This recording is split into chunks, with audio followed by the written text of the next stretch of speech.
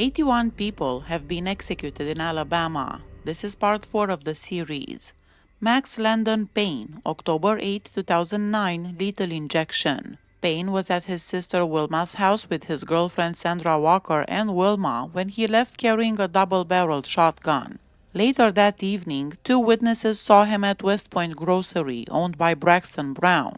Payne had robbed the store, abducted Brown, and brought him at gunpoint to his sister's house, where Wilma and Sandra were present.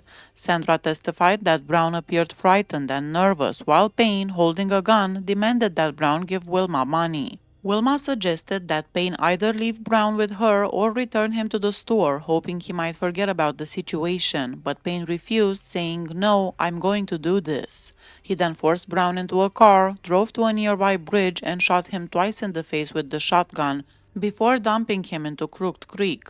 Later that night, Payne bought a bus ticket to Florida.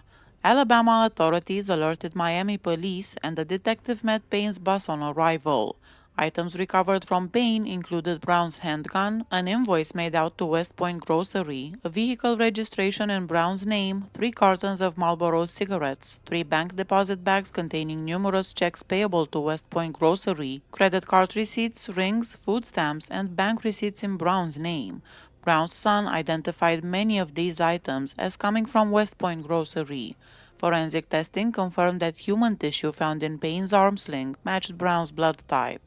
His last meal was a turkey sandwich with tomatoes and mayo, potato salad, and cake. His last words were, "I just want to tell my family I love them." Thomas Warren Weisenhand, May 27, 2010, lethal injection. Between 1963 and 1976, he killed at least 4 women in Mobile County, Alabama. The last of Willie and Emma Weisenhand's 4 children, Weisenhand was born in Pritchard, Alabama on January 29, 1947. His mother, a controlling woman who would frequently argue with and assault her physically weak and drunken husband, was the head of his low-income household. She also urged her children to follow in her footsteps. These fights frequently happened when Weisenhand's father tried to impress his wife, who consistently turned him down because he was intoxicated on moonshine. She supported Weisenhand, whom she was overly protective of, and saved her rage and hatred for her husband. Up until the age of 7, Weisenhand was forced to share a bed with his mother. He remained in the same bedroom as her until he was 16, at which point, according to his sister, he had turned angry and gloomy. By the time he reached adolescence, Weisenhand was also always with his mother, who never left his side. A psychologist said that Weisenhand hated her. Lexi Haynes, a 72-year-old widow, was shot and killed in Pritchard on May 6, 1963. The murder weapon was discovered by police in an abandoned area close to Weisenhand's family home. The 16-year-old Weisenhand was suspected right away, since he had just been accused of robbing a blind woman. The robbery accusation against Weisenhand was later dismissed on a technicality, according to a retired Pritchard police captain. When Weisenhand was questioned by police regarding the murder, his family gave him an alibi, stating that he was home when the shooting took place. Weisenhand and his companions had been playing with a stolen firearm prior to the shooting. Later, a witness claimed that Weisenhand had drawn a bullet from the handgun, raised it, and declared that someone would be killed soon. Nevertheless, Weisenhand was never tried for Haynes's murder. He became an airman in the U.S. Air Force. On October 25, 1965, Rose Covington, a 22-year-old woman who was also in the Air Force, was attacked by Weisenhand. In the Air Force Base's finance office, he struck her unconscious with a metal ashtray. Covington spent 2 months in the hospital after suffering serious head and face injuries. She testified at Weisenhand's trial that she had never met him and had no idea what he looked like. Despite his repeated denials of the incident, he was found guilty on March 14, 1966, of assault with intent to commit murder and given a 20-year prison sentence with hard labor. In addition, he was dishonorably discharged from the Air Force, forced to forfeit all pay, and had his rank lowered. After serving the first part of his sentence in Fort Carson, Weisenhand was moved to an unnamed federal prison to finish out his term. He was given release on November 28, 1973, after his sentence was lowered to 10 years in 1970. Patricia Hitt, a 28-year-old mother of two who worked in a convenience store in Mobile County, Alabama, was attacked by Whisenhand on November 21, 1975. After approaching her and beating her, Whisenhand shot her in the head, killing her. For this crime, two other males were first taken into custody. Whisenhand abducted and killed Venora Hyatt, a 44-year-old female convenience store employee in Mobile, on April 16, 1976. Hyatt was abducted by Whisenhand from the convenience shop and brought to an old house covered in kudzu vines. Whisenhand killed Hyatt and left her body next to an abandoned cottage. He went back to the crime scene the next day and mutilated her body. After that, he stole her wristwatch, which he subsequently presented as a gift to his wife. 23-year-old Cheryl Lynn Payton, a convenience store clerk, was kidnapped by Whisenhand on October 16, 1976. She was taken at gunpoint by the man, who then drove her to a secluded forested area where he essayed her in the front seat of his pickup truck. He then shot her in the head, killing her. Before running away, he carried her body into the neighboring woods. Whisenhand returned to the scene of the crime on October 17 and mutilated her body as well. He slashed her abdomen and severed a significant portion of her breast. Nevertheless, he was apprehended by police following a pursuit after being seen close to the crime site. He confessed to all of his crimes in detail when being questioned. In addition to confessing to killing Payton and deforming her body, he also acknowledged killing Hitt and Hyatt in the preceding months. He then acknowledged killing Haynes while he was a teenager. In addition, he admitted to assaulting Covington and assaulting his wife as well as two other women, but he did say that Payton was the only person that he had essayed.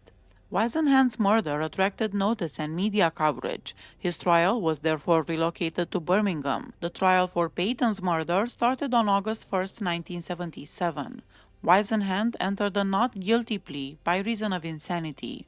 The jury convicted him of capital murder on August 9. He was given a death sentence on September 7. 26-year-old Kenneth Lynn Curry, the son of Verona Hyatt, abducted and robbed a cab driver in September 1977.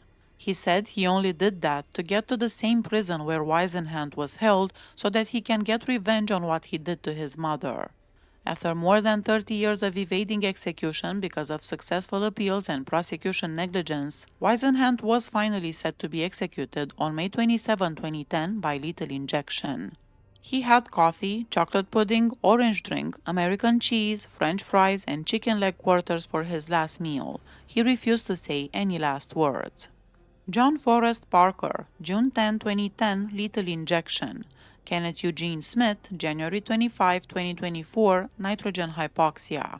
Charles Sennett, a minister struggling financially and unhappy in his marriage to his recently insured wife, Elizabeth Dorleen Sennett, arranged for her murder. He paid one of his tenants, Billy Gray Williams, $3,000 to carry out the crime. Williams then enlisted John Parker and Kenneth Eugene Smith, paying each $1,000 to commit the killing, and gave Parker $100 to purchase a weapon. Parker drove to the Sennett's home while Smith, seated in the passenger seat, sharpened Parker's survival knife. Once at the house, Parker told Dorleen that her husband had authorized them to inspect the property as a potential hunting site. After she agreed, the two men went into a nearby wooded area. Later, they returned to the home and obtained permission to use the bathroom. While inside, Parker put cotton socks on his hands. He then attacked Dorleen, striking her while Smith joined in. They used a galvanized pipe and a knife to assault her as she pleaded for her life. To make the attack appear to be a burglary, they broke the glass in the medicine cabinet and took a stereo and VCR. Parker and Smith were convicted of capital murder. The jury recommended life without parole for Parker, but the judge overrode this and sentenced him to death. Williams was given a life sentence without parole for his role in the crime. Shortly after becoming a suspect, Charles Sennett, the victim's husband, committed suicide. Parker's last meal was fried fish, French fries, and iced tea. His last words were, "I'm sorry. I don't ever expect you to forgive me. I really am sorry." 12 years after his execution, it was Kenneth Eugene Smith's turn to be executed. Despite a pending motion to stay his execution before the U.S. Court of Appeals for the 11th Circuit, at 7:45 p.m. on November 17, 2022, a lawyer from the Alabama Department of Corrections notified Smith's attorneys that they were preparing him for execution. Smith spoke briefly with his wife, but at 7:57 p.m., prison guards ended the call. He was then handcuffed, shackled, and taken to the execution chamber. At 7:59 p.m., the 11th Circuit issued a stay of execution, which Smith's lawyers immediately communicated to the Department of Corrections. Although the department acknowledged receipt of the stay, they did not inform Smith or allow him to speak with his attorneys, keeping him strapped to a gurney in the chamber. At 10 p.m., the execution team entered and attempted to place an IV in Smith's arm. Around 10:20 p.m., the U.S. Supreme Court lifted the 11th Circuit stay. Smith protested that the team was inserting the needle into his muscle, but they denied it. He was then positioned in an inverted crucifixion posture, and after a few minutes, the team injected him with an unknown substance, despite his objections. Another member repeatedly attempted to insert a central IV line near Smith's collarbone, but these attempts failed as well. By approximately 11:20 p.m., the execution was called off. Smith was left unable to walk or lift his arms, sweating profusely and hyperventilating. After the incident, Alabama Governor Kay Ivey called for a thorough review of the state's execution procedures. In August 2023, the court approved the scheduling of another execution date. Shortly after, the governor set Kenneth Smith's execution for January 25, 2024 to be carried out using nitrogen hypoxia. On January 10, 2024, a federal judge ruled that the state could move forward with the execution by nitrogen gas. Kenneth Smith had his final meal, steak, hash browns, and eggs, about 8 hours before his execution. He also received a last visit from his wife and sons. According to his spiritual advisor, Reverend Jeff Hood, Smith remained at peace, acknowledging the risks of execution by nitrogen hypoxia while accepting his imminent fate. Smith was secured to a gurney and wore a full face mask. His final words were, "Tonight, Alabama causes humanity to take a step backwards. Thank you for supporting me. Love all of you." Nitrogen gas began being administered at 7:57 p.m. Witnesses noted that he seemed conscious for several minutes, moving violently on the gurney and breathing heavily before his breathing became imperceptible. Smith appeared to lose consciousness around 8:02 p.m., with all movement stopping by 8:08 p.m. The witness room curtain was closed at 8:15 p.m., and he was officially pronounced dead at 8:25 p.m. Smith was the first person ever to be executed by nitrogen hypoxia. Michael Jeffrey Land, August 12, 2010, lethal injection. Police responding to Candace Brown's apartment found a broken window and severed telephone wires. Inside, they discovered her puppy and her 2-year-old child, both unharmed, but Candace herself was missing. At the scene, officers found a note pinned to a bulletin board with Michael Land's name and the phone number, as well as a shoe print on a broken window pane showing a distinctive USA thread. Candace had briefly met Land while visiting a prison ministry and had previously identified him as a suspect in an earlier burglary at her home. Authorities located Land, who initially claimed he had not seen Candace for a week and provided an alibi. The police seized his shoes after observing that the thread matched the print on the window. When Land's alibi witness later failed to confirm his story, Land gave a second statement. He explained that he had met 2 men at a service station who asked him to suggest an easy mark for a burglary. Land said he recommended Candace's home and was paid $20 to break a window. According to him, while the 3 were inside, Candace woke up and appeared in the kitchen. One of the men knocked her to the floor, and Land claimed he became frightened and left the house. The next day, Candace's body was discovered in a nearby quarry, shot in the back of the head with a .45 caliber handgun. Police searched Land's vehicle and found a .45 handgun, with ballistics confirming the bullet that killed Candace had been fired from it. Also recovered were wire cutters and gloves containing glass fragments matching the broken window from her apartment. A DNA profile obtained from a genetic material stain on Candace's blouse matched Land's DNA with a probability of approximately 1 in 20 million. Land got his last meal out of vending machines at the visitation yard. He ate a meatball sub sandwich, a double pork chop sandwich, and a Philly cheesesteak sandwich with an orange soda and orange juice. He did not want to offer any last words. Holly Wood, September 9, 2010, lethal injection. Ruby Lois Gosha had previously been in a relationship with Wood and was the mother of his child. She lived in her mother's home with her children. On the night of the murder, her mother told Wood to leave and not return. Wood ignored this warning and came back about 4 hours later, sneaking into Ruby's bedroom armed with a 12-gauge shotgun. Later that night, Wood bragged to his cousin Calvin Salter, saying he had shot Ruby in the head, describing the act in graphic terms. At the time of Ruby's killing, Wood was already on parole for a previous violent offense in which he had shot another former girlfriend, Barbara Seiler, through her home window. In addition, Wood had a criminal record that included 18 other arrests. He refused the final meal and did not have any last words. Philip Halford, November 4, 2010, lethal injection. Halford had been essaying his daughter since she was 7 years old and became angry when she was dating 16 years old Eddie Shannon. Halford manipulated his daughter to bring Shannon to a remote bridge where he shot him once in the mouth.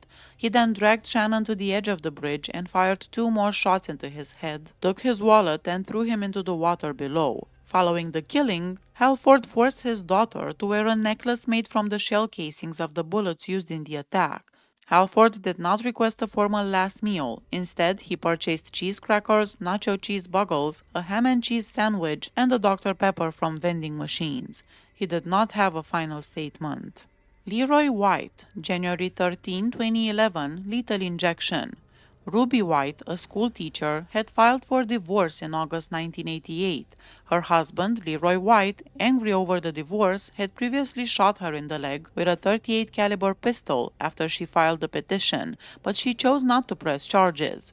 On October 17, Leroy White went to Ruby's home while she was visiting with her sister. He shot open the front door and entered the house, where he shot Stella Lanier in the chest and shoulder. White then returned to his car to reload his shotgun, came back inside and shot Ruby White while she was running out the door. After reloading again, he fired additional shots at her as she lay in the yard. Ruby White succumbed to her wounds, which included gunshot injuries to her arm, chest, neck, and leg, while Stella Lanier survived and later testified against him at trial. The jury deliberated for about 20 minutes before convicting Leroy White of capital murder and recommended a sentence of life without parole by a 9-3 vote. Despite the jury's recommendation, the trial judge overrode it and imposed a death sentence. At Holman Prison in Atmore, officials presented Leroy White with the option of a traditional final meal, but he chose not to accept it.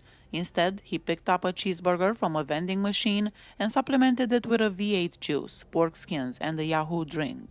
He had no last words. William Glenn Boyd, March 31, 2011, lethal injection. Boyd and Robert Milstead forcibly entered the home of Fred and Evelyn Blackman in Anniston, restraining them and deceiving them into believing that Evelyn's daughter had been kidnapped. Fred was taken at gunpoint to a bank and compelled to withdraw $5,000. Afterwards, both victims were bound, gagged, and driven to a wooded area where they were beaten and shot to death. The perpetrators later returned to dispose of the bodies. Fred's body was found submerged in the Coosa River inside the trunk of his car, while Evelyn's body was discovered in a metal drum in the river. Her body had been hacked with an axe to make it fit more easily in the drum. Following their arrests, both men gave multiple statements leading police to the bodies, each claiming the other had fired the fatal shots. Milstead, who took a plea agreement for life in prison, testified against Boyd at trial. Although the jury recommended life without parole, the trial judge imposed the death penalty due to the particularly brutal nature of the crime. Boyd's last meal was chicken, French fries, applesauce, a tomato, and orange drink. Boyd also had a meatball sandwich, a Philly cheesesteak sandwich, a V8 splash drink, and coffee from the vending machine. He didn't have any last words. Jason Ulrich Williams, May 19, 2011, lethal injection. After a night of drinking and using crack cocaine LSD, Williams returned at around 6 a.m. to the Paravicini trailer in Irvington, where he had been staying temporarily with the family. Following a phone conversation with his estranged wife, he grabbed a .22 caliber rifle and shot Gerald Paravicini. He then attacked his wife with the rifle and shot their 16-year-old son in the face. Williams proceeded about 200 yards to a neighbor's home where he shot Linda Barber, who was preparing for work at the U.S. Postal Service, and her husband, Freddie Barber, who was in the kitchen. He entered the bedroom and shot their 22-year-old son Brian while he slept, and also shot the younger son, 16-year-old Brad, in the hand before Brad managed to escape.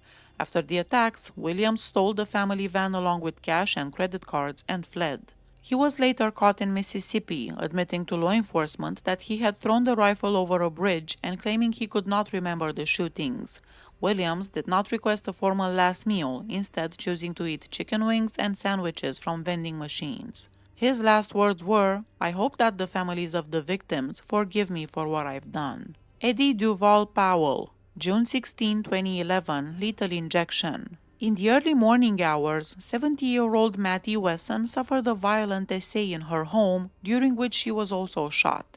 Despite her severe injuries, she managed to make her way to a neighbor's front yard, where she identified her attacker as a black man before collapsing. She died shortly afterward from the wounds inflicted during the attack.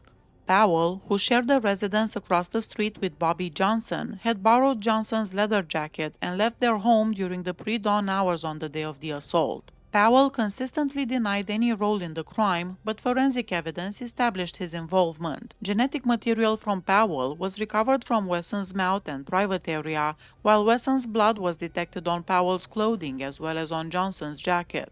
Powell's handprint was also found on a window of Wesson's home where the screen had been forcibly cut. After the attack, Powell went to Jason Long's home carrying a handgun and asked Long to dispose of it.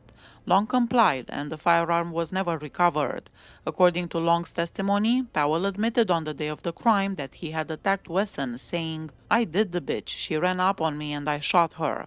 Powell had a prior criminal record that included multiple arrests for robbery, burglary, and assault. He declined to request a formal last meal. Instead, he chose to eat sandwiches, soda, and corn chips purchased from a vending machine.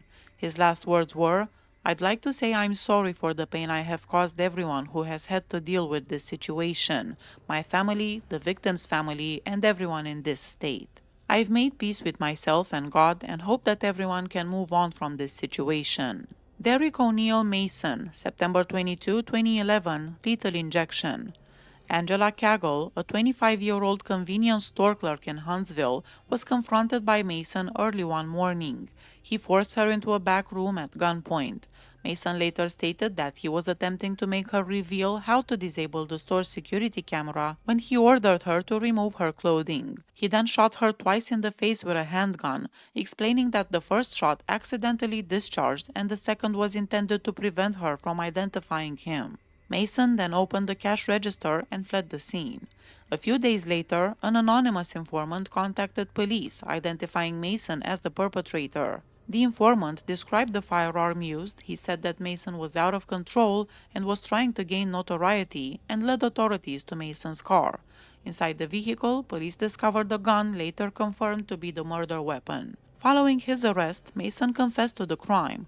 The jury recommended a death sentence by a 10-2 vote, which the trial court upheld. Mason refused a special last meal. Before his execution, he apologized to the victim's family for the hurt and pain he caused and thanked the victim's father for getting in touch years ago and granting him his forgiveness. Christopher Thomas Johnson, October 20, 2011, lethal injection.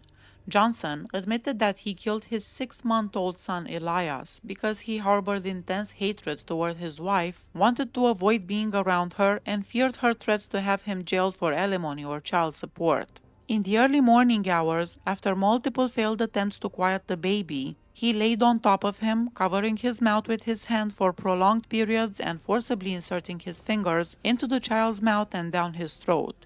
He also struck the infant with his hand. Johnson said he was attempting to keep the baby quiet while his wife slept. When the mother awoke, she found Elias unresponsive and cold. During the trial, a forensic pathologist testified that the baby had sustained at least 85 distinct injuries, with suffocation and head trauma identified as the causes of death. Johnson represented himself for part of the proceedings. After receiving a death sentence, he chose not to pursue any appeals. For his final meal, he chose a turkey bologna sandwich with tomatoes and cheese, French fries, and an orange drink. Later, from a vending machine, Johnson got a Reese's cup, pretzels, and grape sun-kissed drink. His last words were, "Game over." Andrew Reid Lackey, July 25, 2013, lethal injection. On Halloween night 2005, 80-year-old veteran Charles Newman's home was burglarized by Lackey. Lackey had learned from Newman's grandson that the house contained a vault filled with cash. Confronting Newman, Lackey demanded the location of the vault while Newman managed to call 911. During the call, operators heard Lackey pressing for the vault's location, followed by gunshots. Newman apparently managed to grab his own firearm and shot Lackey, who retaliated by stabbing and slashing Newman over 70 times, leaving the knife's tip embedded in Newman's skull. Lackey also shot Newman in the chest, killing him. Afterwards, Lackey attempted to drive himself to the hospital, but he was forced to stop and was taken into custody. He received medical treatment for a gunshot wound, but refused to explain how he had been shot. A .38 caliber handgun registered to Lackey was found in his car. DNA evidence linked blood at Newman's home to Lackey. Following his direct appeal, Lackey chose to waive all further appeals. His last meal was grilled cheese and bologna sandwiches with French fries. He did not have any final words. Please hit that subscribe button if you like my channel. See you next time. Bye bye.